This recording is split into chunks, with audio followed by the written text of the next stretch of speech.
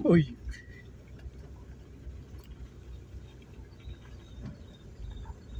Tahu penumpangnya tapi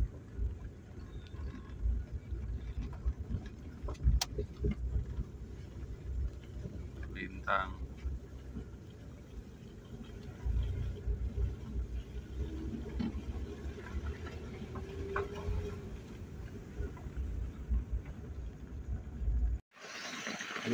hari bulan 10 2025.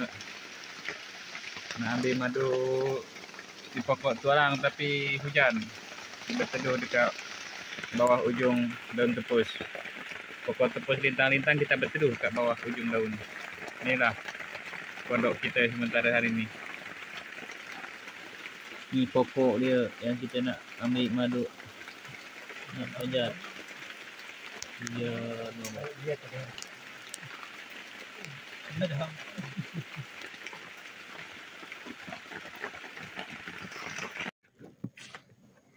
kosong dah duduk. Ini 15 hari bulan 9 2025. Tapi taklah tua sangat kalau tengok daripada anak. Tapi madu kosong, mungkin sebab musim hujan. Ada 2 sarang satu pokok, tapi taklah tak ambil satu sarang lagi. Habis ni pun dah kosong. Tu dahan sebelah tu ada satu. Ni dekat pokok tualang.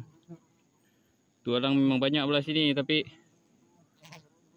madu tak ada isi. Dah tua dah sarang dia.